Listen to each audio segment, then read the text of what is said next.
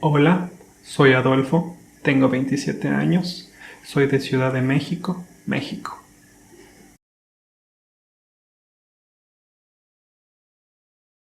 Le Mexique, on dirait le Mexique n'existe pas. Le Mexique, c'est une artificialité propre de la modernité à partir de cette notion, de cette formation particulière qu'on connaît comme les États-nations modernes. Les gouvernements ont traité au cours de l'histoire de justement créer cette identité, de créer cette notion en commun, de créer un patrimoine partagé. Donc, on produit ou qu'on conçoit une identité, c'est toujours en relation à quelque chose d'autre. C'est toujours, les identités sont toujours une altérité, d'une certaine manière.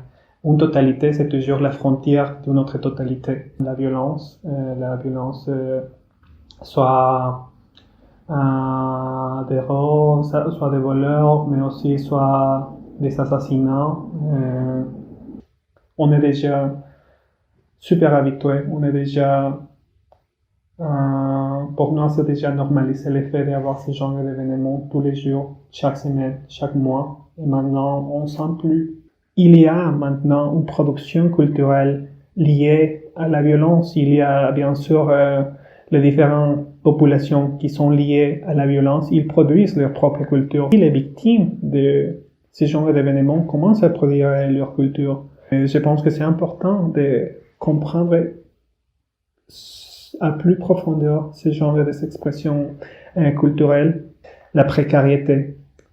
Justement, comprendre à partir de la culture cette précarité, pourquoi et comment est-ce que cette culture peut aussi nous retoucher et réactiver cette question de ce sentiment de précarité et d'altérité, parce que la précarité est toujours liée à l'autre.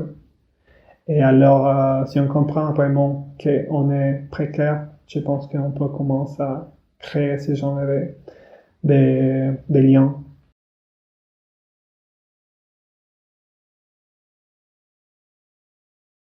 Après finir le lycée, j'ai commencé à faire une formation en sciences politiques. La jeunesse, les jeunes de ma génération étaient super politisés, avaient vraiment beaucoup de rêves et beaucoup d'espoir pour changer le futur du pays. Je pense que la plupart des espaces, la plupart des bâtiments qu'on regarde quand on marche, ils sont produits, ils sont issus des décisions politiques, mais normalement on comprend pas ça. Après un échange académique en Colombie, j'ai commencé à suivre et à comprendre les différentes politiques culturelles qui ont eu lieu après les conflits et qui étaient liés à la construction de paix, surtout dans les régions périphériques des villes. C'était super important aussi de prendre la culture comme un pilier pour le développement d'une société plus pacifique. J'ai compris vraiment comment est-ce que c'était lié la violence et la culture et ce que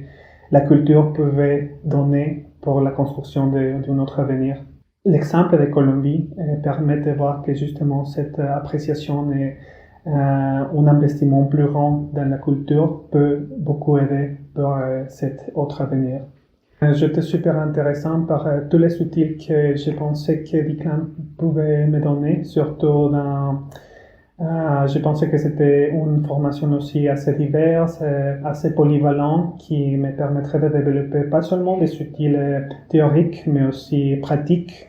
En voyageant partout l'Europe, j'ai appris comment est-ce que c'était géré aussi des expériences traumatisantes ici. Je pense qu'il y a aussi beaucoup à faire, surtout dans certaines questions historiques. C'est pas une vérité fermée, mais il s'agit surtout des espaces de discussion pour toute la société, pour les grands publics, et je pense que ça c'est la partie la plus importante de mener ce genre de discussion pour toute la société.